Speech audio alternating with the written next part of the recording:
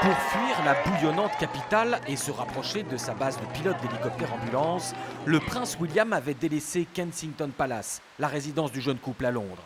Sa grand-mère la reine lui avait offert cette jolie maison dans le Norfolk au bord de la mer, où lui et Kate pourraient élever leurs enfants plus tranquillement.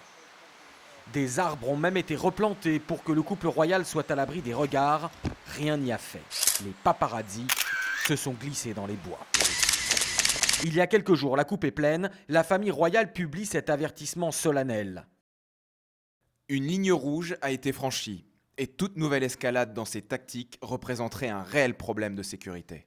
Pas de nom de médias ou de photographes, mais cette spécialiste très informée sur la famille royale révèle qui a été le déclencheur. Il y a eu un paparazzi en particulier qui a pisté Kate et George jusqu'à une aire de jeu. Il s'est caché dans le coffre de sa voiture. Il était sous une couverture, on ne pouvait pas le détecter. Il a attendu une journée entière jusqu'à ce qu'ils arrivent dans son viseur. Et là, il a pris des photos. Une traque qui a redoublé depuis la naissance de la princesse Charlotte, mondialement retransmise il y a 5 mois. Depuis, la famille royale s'attache à ne publier que des photos soigneusement choisies. La dernière en date la montre dans les bras de son grand frère, le prince George. William et Kate ont engagé cette nounou, issue de la plus prestigieuse école de nanny d'Angleterre, pour les préserver du tumulte extérieur. Et pour les protéger tout court, il y a aussi cette femme en tailleur et chapeau. Ne vous y fiez pas, c'est leur garde du corps, un officier de police tireur d'élite. Des mesures nécessaires selon les collaborateurs de la famille royale. Il y a 2 raisons à ça. D'abord, aujourd'hui, il y a beaucoup plus de photographes freelance, indépendants, qui n'obéissent à aucune règle. Et ensuite, il y a effectivement une obsession médiatique sur les très jeunes enfants, les bébés de célébrités. Et il y a un marché de la photo pour cela, beaucoup plus fort qu'il y a 20 ou 30 ans.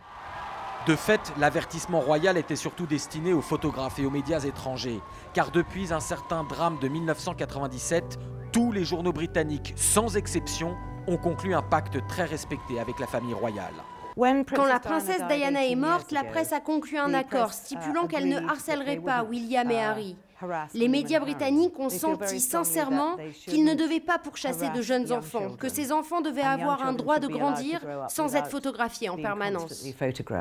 Il ne faut pas croire que les tabloïds anglais ont cessé pour autant d'être impertinents. Ils ont trouvé la solution avec les photos de sosies.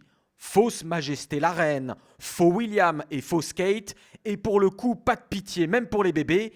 À gauche, le vrai, et à droite, voici déjà le faux prince George et la fausse petite princesse Charlotte.